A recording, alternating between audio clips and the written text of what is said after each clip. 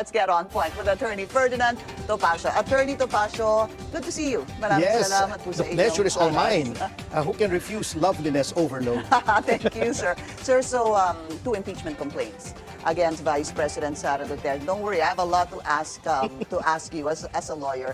She says her team is getting ready for this. Is there a legal basis, you think, for the impeachment complaints against the Vice President? Actually, I have read a lot of impeachment complaints. I have made one myself for then COMELEC Chairman Andy Bautista. I was one of the complainants. I've also read as a lawyer about the impeachment complaint against then Chief Justice Corona and the impeachment complaint, of course, against President Erap. And this is the most ridiculous impeachment complaint I've ever seen. Can you imagine some of the grounds being cited? That she threw a tantrum? That's one of the grounds. Believe it or not. I mean, you cannot make this stuff up. That she refuses to comment on the issue of Chinese intrusion in the South China Sea or the West Philippine Sea. That she was absent during a storm. I mean, these grounds are totally ridiculous because impeachment is not taken lightly. It is the removal from office of a national official that was elected at large by a majority of the Filipino people. So and it's the perpetual grounds, disqualification. yes, have to be very serious and very profound. Aren't there serious grounds? For example, well, the second one, betrayal of public trust. Well, betrayal of public trust must be of such magnitude as to warrant the disenfranchisement of 32 million people in the case of Vice President Sara Duterte. So the mere fact that there are some questions about confidential funds, in fact, the mere fact that there are some questions about her performance as a mayor before she became a vice president cannot be made grounds because an impeachable officer is enumerated, impeachable officials are enumerated by law. And when you say impeachable, the grounds for impeachment should relate to their performance of their functions as such impeachable officials, not before. Okay, as an impeachable official, as a vice president is basically what you mean. So Yes. you mentioned confidential funds. The vice president, to many congressmen and maybe even to the public, believe rather that she snubbed them. Obviously, she was definitely evasive because she didn't show up. And she refused to answer where she spent these confidential funds.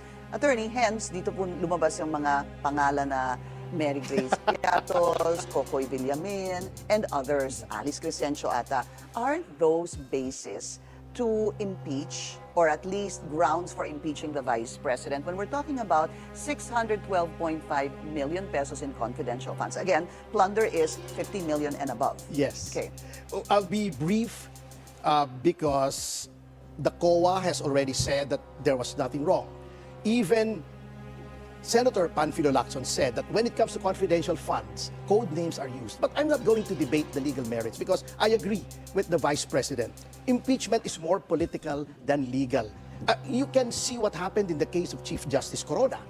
Those charges were totally fabricated, and yet he was convicted by the Senate for the articles of impeachment. Of course, there is a cloud over that conviction because of allegations of bribery. In fact, some senators went to jail for alleged misuse of PDFs or development funds. But as you can see, it is a game of numbers. The legal merits of the case do not matter when you have the numbers. Well, let's go to the House first because we all know it is a political exercise. In other words, it's a numbers game, di ba? But babalikan ko rin po yung sinabi natin, yung pinag-usapan natin kanina about the confidential funds. Does that not merit a ground for impeachment, not knowing where 612.5 million pesos went? I'm sure, well, when it comes to trial, there will be an explanation. But as I have said, it is not for me to say, it is for the Senate to say. And again, the grounds are no longer legal when it comes to the Senate, but political. People may vote along party lines, they may vote out of personal vendetta, but then the legal merits take a secondary place when it comes to an impeachment trial. And same with the House. Yes, obviously. definitely. Hindi lang po sa Senado, also in the House of Representatives. What do you think of this, the congressman saying it's not really part of the agenda, this impeachment complaint against the Vice President? You have the House Committee on Good Government and Public Accountability, the members saying impeachment was really not part of the agenda. They really just wanted to look into the confidential funds. Do you believe that? Well, it depends on the individual stand of this how members of the House of Representatives. You know, the members of the House and the senators are republics unto themselves.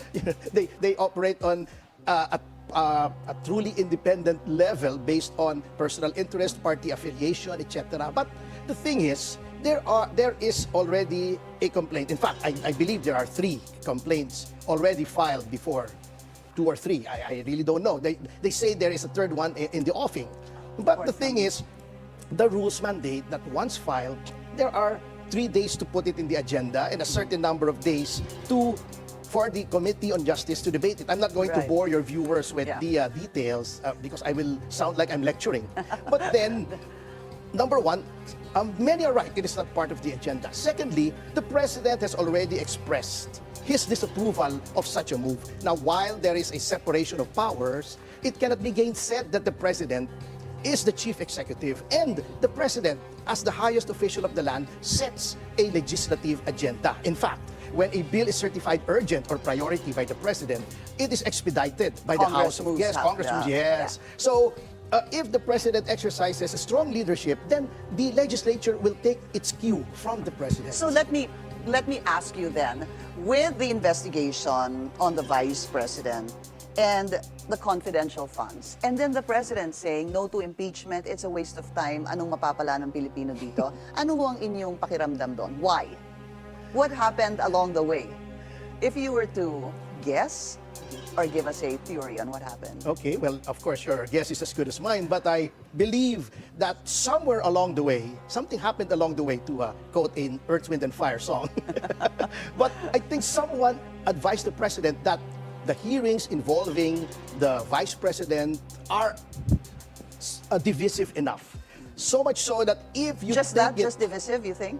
Well, if you take it to another level, which is impeachment, then it will further divide the nation. Because, of course, they have the numbers in the House. If there is no legal obstacle, and if the House leadership is so minded, and I believe it can be so minded, it can easily transmit expeditiously the articles of impeachment to the Senate by the plenary voting by a third. One-third. Yes, but to transmit it. Diretso na But po then, yun. what will happen?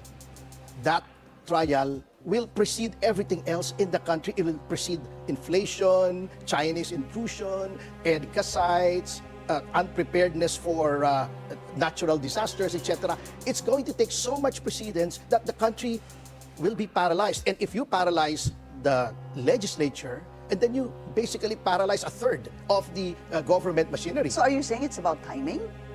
It's not about just timing. It is about the effect on the body politic. It could leave a scar that may not heal well into the next decade. So that is the fear here. Because if you notice, some of the scars that were left by the impeachment of President Estrada have not yet healed. They're still there. The effect on the national psyche will be well nigh incapable of being healed.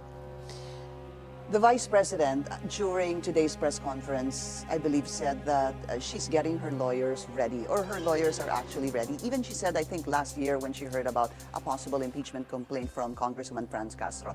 Has she reached out to you? Are you going to be a part of her legal team?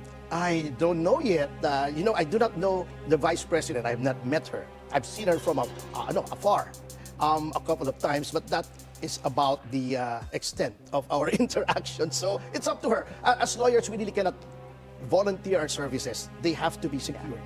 There's even an ethical rule against that. It's called ambulance chasing. So we will wait for them Parang to kayo reach out. nagsosolicit. Yes. All right, we're going to take a very short break. Our discussion with Attorney Ferdy Topacio. After the break, please stay tuned. This is On Point. During the break, you were saying, contrary to popular belief, hindi niyo po kilala talaga si VP. Si Presidente po, we've met during the campaign because I campaigned for him. Uh-huh. But VP, I've never met her actually. I see. Okay, so the Vice President not showing up again dito po sa subpoena na inisyu ng NBI for the hearing that they want to conduct on supposedly grave threats and possible anti-terror law. Grounds for the anti-terror law. So I want to discuss that with you first. Ano ho ba yung implication when you don't show up during a hearing wherein you have been issued a subpoena, no matter who you are? There should be no legal implications because under our Constitution, when there is a custodial investigation and a custodial investigation starts when an inquiry ceases to be a general investigation into the commission of a crime and begins to focus on a particular suspect, then all the so-called Miranda rights come into play. The right to remain silent, the right against self-incrimination, the right to confront witnesses, and she is merely exercising these constitutional rights. But I must concede that the optics are not so good because her enemies are milking it for all it's worth. They're saying that she has something to hide, etc. But from a purely legal standpoint, from a purely constitutional point of view, she's perfectly within her rights. That's okay. So kahit na po Yes. sino sa atin, isampina ng NBI at hindi po tayo magpakita, you're saying that's okay? Yes, that is Okay. okay because you would only be exercising your constitutional rights. The NBI does not investigate crimes in the same manner that the National Prosecution Service does, in the sense that they can make no determination of whether or not there is probable cause to file a case in court. Yeah, It but is they all- will yes. recommend, Yes. di ba, the filing of cases, for example, with the panel of prosecutors, right? Yes, but then the panel of prosecutors will still have to investigate anew. Right. They cannot rely Sila on the pang findings of the preliminary NBI. Yes, investigation. yes, Okay. definitely. You cannot skip preliminary investigation without running afoul of the constitutional precepts of due process. So Vice President Sara was saying hindi na daw, or ayaw niya pumunta because she doesn't feel like it's going to be a fair investigation. You have the NBI saying, time and time again, you know, we want to look into possible grave threats or problems with the anti-terror law. And let me add, attorney, sinasabi nila na gusto namin imbestigahan yung sinasabi ni VP Sara na there are threats to her life. So wouldn't it have been prudent or fair or right for the Vice President also to give the NBI that leisure, that luxury to be able to investigate the threats that the Vice President is claiming on her life? The NBI will always be free to investigate. That whether or not the person subject of investigation wants to cooperate or not, she's also within her rights. Of course, I would not want to second guess the Vice President. Because sometimes, not all the time, I also advise my clients who are being investigated by the NBI and not to show up, and instead, it's the lawyer who shows up and tries to answer the questions and invoke the constitutional rights of the client. So I would not want to substitute my judgment for that of the Vice President. Maybe her lawyers have a different game plan, so I would not know. But of course, the NBI should feel free to continue with its investigation without the Vice President. Bakit ho kayo natawa nung pinag-usapan po natin yung grave threat at the anti-terror law? Natawa ako kasi she was saying, the Vice President was saying that this is out of the Teves playbook, and I'm very familiar with that playbook because they did the same thing with us. First, they pulled out his security, like they did with VP Sara. Then they began to demonize her, just the same as they did with Congressman Teves. Now they're applying the Anti-Terror Act, which is ridiculous because if you look at the mens legislatores, meaning the mind of the legislators, as reflected in the legislative debates when they were enacting the Anti-Terrorism Act, it was not meant to apply to common crimes. For instance, even assuming without conceding that Mr. Teves committed those acts, those are not per se acts of terrorism. And what are they? They are common crimes of murder, etc. Of course, there are also enumerations of certain crimes in the Anti-Terror Act, but they must be read in the larger context of an orchestrated plan to terrorize, to sow confusion, fear, chaos among the population. A single act, even if there are many victims, a single act of murder does not achieve that. But in the case of former Congressman Arnie Teves, it's not a single act of murder, hindi ho ba? Well, it's an isolated act, meaning to say it's one act. Well, under criminal law, there is such a thing as one act resulting in many victims. Deaths. Yes. Okay. But if it's not a series of acts, you can see that after that particular alleged act of assassination, there were no more assassinations in Negros Oriental. That cannot fall under the rubric of terrorism because that is for a different case. You must remember that the Anti-Terrorism Act was enacted as a response to the Marawi siege. That is the kind of terrorism that it seeks to prevent in the future. In fact, when we were talking about this with the previous guest, ang iniisip ko kasi kapag anti-terror law, hindi daw ibig sabihin dapat terorista ka. I think it was Undersecretary Andres who may have said that to me, na it doesn't necessarily mean na terorista ka. So before we go to Arnie Teves again, I'm gonna go to him in a bit. How does this apply? Possibly lang naman po, possibly apply to VP Sara because of that press conference, that grave threat na pag ako mamatay, may kinausap na ako, patayin si BBM, si Lisa Araneta Marcos at si House Speaker. Is there anything in the anti-terrorism law that could constitute or find her guilty or mapasok po siya doon sa crime ng pasok sa anti-terror law? Meron ho ba kaya kahit isa doon? Well, first of all, that statement by Undersecretary Andres is so illogical. It's like saying that when you are charged under the Anti-Money Laundering Act, you're not money laundering. Or if you're charged under the Dangerous Drugs Act, you do not peddle in drugs. That's ridiculous. You cannot be charged under these acts, especially these specific laws targeted towards a particular narrow class of crimes. It's like saying if you're charged for murder, you're not a murderer. You can see how illogical that statement is. At any rate, what VP Sara was saying, and I'm not siding with her because I'm not representing her in any shape, manner, or form. These are preparatory acts, and every first-year law student knows that preparatory acts are not punishable. For instance, What are preparatory acts? well, for instance, I plan to murder, say, Congressman Dan Fernandez, and so I take out my gun, I load my bullets, I put it in a holster, put the holster in my waistband, go out looking for him.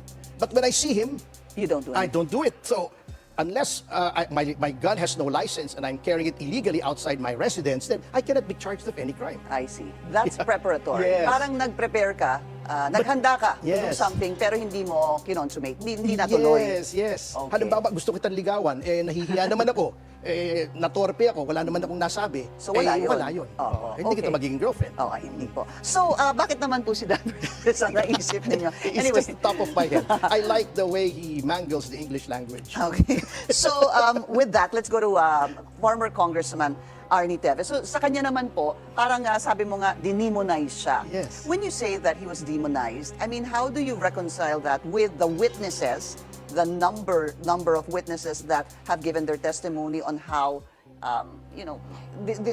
meron pong environment of fear doon po sa lugar kung saan po namuno si Congressman Arnie Teves? You know what? That's the funny thing about it, Pinky.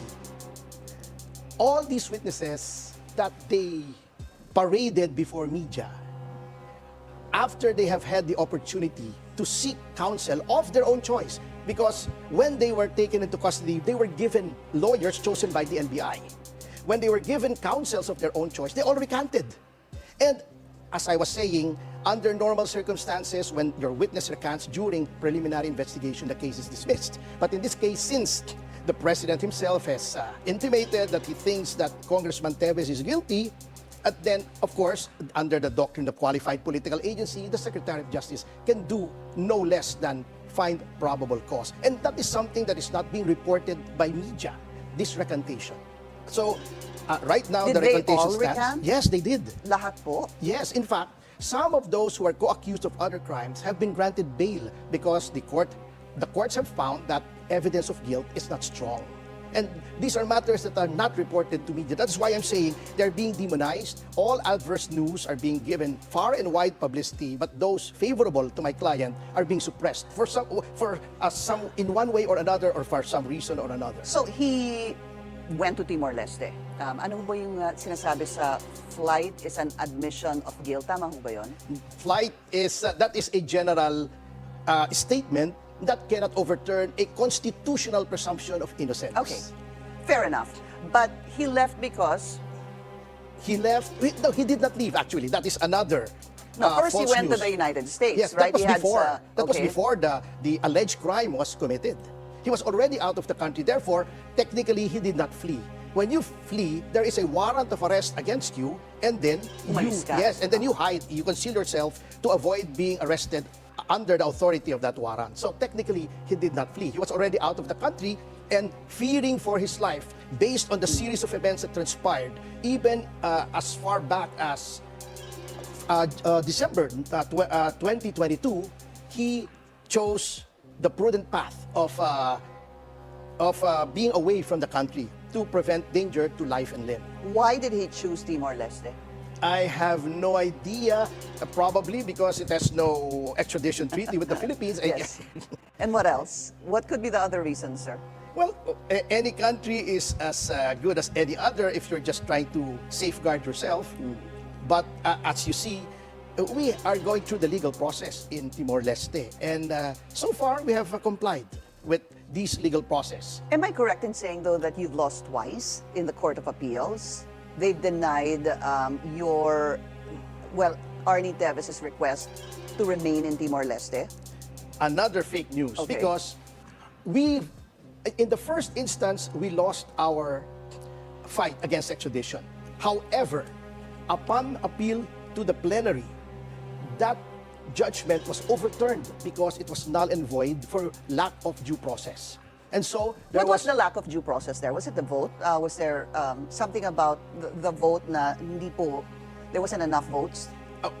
It was only heard by one justice. Okay. And there were 3 justices who signed, meaning to say, two of those who signed were not witness to the entire proceedings. And as Daniel Webster says, due process means that the law must hear before it condemns. So in this case, they did not hear the witnesses. Right. They only knew about the case through the transcripts. So that And is that's not anathema. enough, huh? Yeah, that's not anathema enough. Okay. to due process. Okay. So, first time, you lost, but there was an appeal, and it was overturned. Yes. Okay. So the extradition request, the judgment granting the extradition request of the Philippines was nullified. Was nullified. But there was a second one. Yes. And this is where your client lost. Yes, we lost again, Okay. but this is still subject to another appeal to the plenary of the Court of Appeals. And what is the plenary? How many justices are there in the plenary? According to the rules, there are 6 justices. Okay. 3 justices heard the second extradition hearing. 2 voted in favor, 1 voted against.